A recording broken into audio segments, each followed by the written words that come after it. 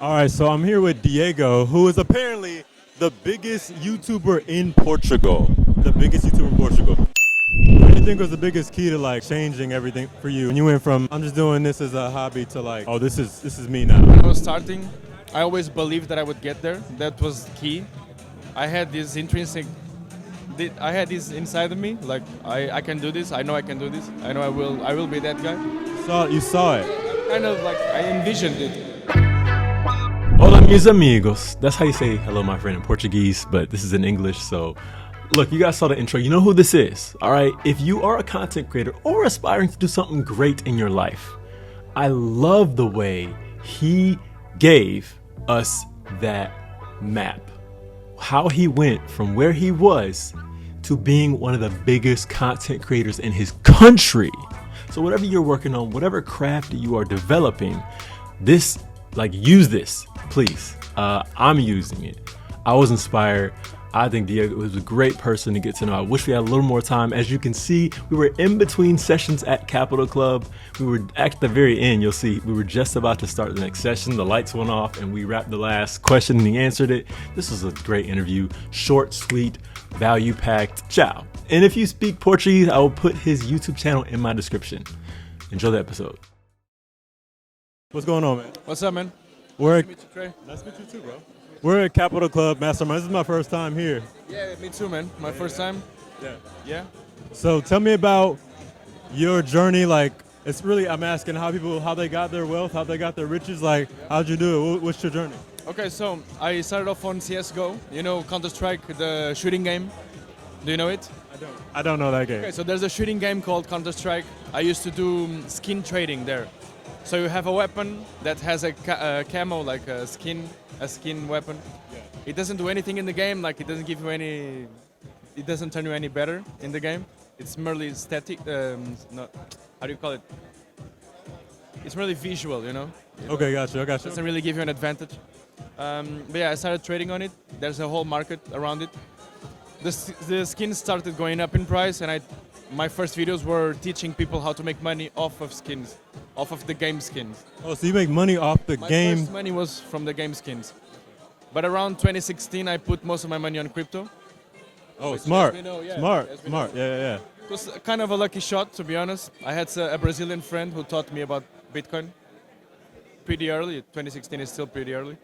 Put some money there, went up, made some money. Nowadays, Just a little money. yeah. Nowadays, I own one of the biggest sneaker stores in Portugal as well. Are you serious? Yeah, I resell sneakers. These kind of sneakers, like Travis, Jordans, Yeezys, you name it. Yeah. Oh, awesome. We own two retail stores, two physical stores nowadays. Okay, so I transitioned around 300,000 subscribers. I transitioned from CS:GO to showing my life, my lifestyle. Yeah, that's it. Some traveling. That's what I do today. That's awesome, man. So, what is your key, your word of wisdom, or your advice to help somebody become a millionaire? Okay, so first of all, consistency compounds. That's something that everyone should know. Like I've been doing this for 7 years now, and every year it's getting better and better. My content creation doesn't really get that much better. I'm always evolving, of course, but as a person, and that transcends to the people that watch me, of course. But especially business-wise, if you stay on something for so long that you're so much better at doing it every year. Yeah. And for example, when you're doing content creation, the brands see that you're doing it for so much time, for so long, that you start having a reputation, right? Yeah. You build your brand, the Yeah. mastery. You build your personal brand to a point where everyone acknowledges it, you know? So the brands you work with, the people you work with, and you kind of build your personal brand to a point where you're just that guy, you know? Yeah, you made me think of like, But I'm all about personal branding, you know? It's most of my brands, my businesses, for example, my store is it's a sidearm of my personal brand. Like it all extends to my personal brand. So I call people from the personal brand, from my name, which I have 1.7 million subscribers on a 10 million people country. Like Portugal is really small. oh wow. I can transport people from the personal brand to my other businesses, which is amazing. Yeah, and it's such a great opportunity for personal brands now, Yeah. especially with what's happening in cable and network. Like, Especially with social media and how the algorithm works nowadays. Like on TikTok, you can explode from day to night, night to day. Like it's so easy nowadays. If you're smart and if you can be consistent and build your small audience or small niche and start growing it. Like, of course, it's gonna take a few years probably for people to completely trust you and to build a huge community. But it's pretty doable nowadays for sure. yeah, it takes time to get good. Yeah. We said something earlier. It made me think of people say, you really have to build the internal value in yourself, and that's what shows up. You said something about that. Yeah, but that's the truth. Like, you have to build yourself first so that you can give to people and so that people can feel it. If you're not authentic nowadays, if you're not real, people can see it. They can see, yeah. Like, there's so much shit on the internet that people can see right through you if you don't speak the truth. If you don't, like, for example, you can be a fake guy online, and there's a lot of people who build personas around like the internet. Like, you build a whole persona. It's not yourself. It's a persona that you created, but they can see right through it. Like, after a few months. Yeah.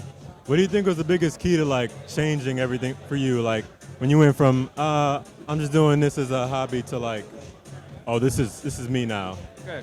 So most of the time when I was starting, I always believed that I would get there. That was key. I had this inside of me, like I can do this. I know I can do this. I know I will be that guy. You saw it. Yeah, I kind of like I envisioned it. Like sometimes I tell this to people and they are like, oh, you're full of shit. No, I'm serious. I actually envisioned it. I told it to all my friends. I'm gonna be that guy, and I actually did it. But I stayed really consistent. I didn't do anything else for like 2 or 3 years. I just focused all out on content creation, on growing myself, on knowing more, on seeing what was the next big video I was gonna make. I lived for it. Like, I didn't do anything else, no businesses, nothing attached to it, just straight up content creation, getting the best at it, My last question is, did more money and success bring you happiness that you didn't have? I wouldn't say happiness, but of course you can always have more freedom, and freedom for me is happiness. Thank you. All right, man. Appreciate it, bro.